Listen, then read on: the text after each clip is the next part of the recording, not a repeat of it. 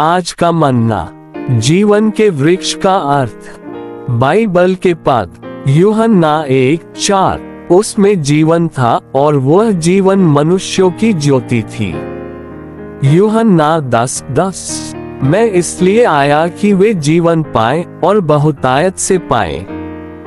1 यूहन्ना 5:12, जिसके पास पुत्र है उसके पास जीवन है, और जिसके पास परमेश्वर का पुत्र नहीं उसके पास जीवन भी नहीं है। सेवकाई के शब्द, जीवन के वृक्ष का सिद्धांत निर्भरता है। शायद आप में से बहुत से लोग निर्भरता के इस सिद्धांत के बारे में स्पष्ट नहीं हैं। मुझे स्नातक की उपाधि का उदाहरण देने की अनुमति दें।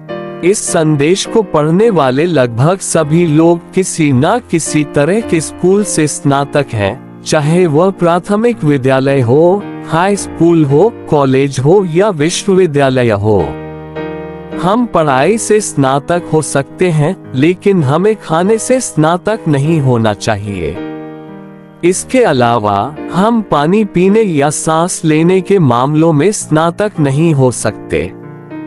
मैं आपको अच्छी तरह से अध्ययन करने और जितनी जल्दी हो सके स्कूल से स्नातक होने के लिए प्रोत्साहित करता हूँ। हालांकि मैं आपको सांस लेने से स्नातक होने के लिए कभी भी प्रोत्साहित नहीं करूँगा, क्योंकि अगर आप ऐसा करते हैं तो आप मर जाएंगे। इसका क्या अर्थ है? इसका मतलब है कि ज्ञान स्वतंत्रता पैदा करता है और जीवन निर्भरता की मांग करता है।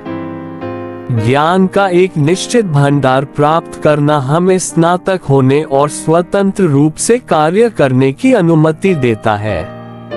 उदाहरण के लिए, एक निपुण शेफ के तहत खाना पकाने की कला का अध्ययन करने के बाद मैं अंततः ज्ञानवान, स्वतंत्र और अपने प्रशिक्षक की सहायता के बिना खाना पकाने में सक्षम हो जाऊंगा।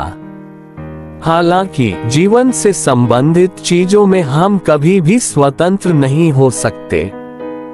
हम लगातार जीवन पर निर्भर हैं। मैं जन्म से ही सांस ले रहा हूं और मैं 24 घंटे सांस लेता रहता हूं।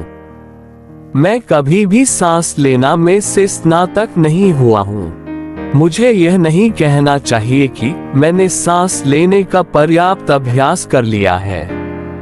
अब मैं एक निपुण हूँ। मैं आपको सांस लेना सिखा सकता हूँ, लेकिन मुझे खुद सांस लेने की जरूरत नहीं है।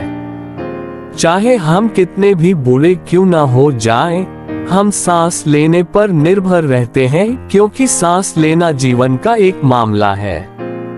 आमीन।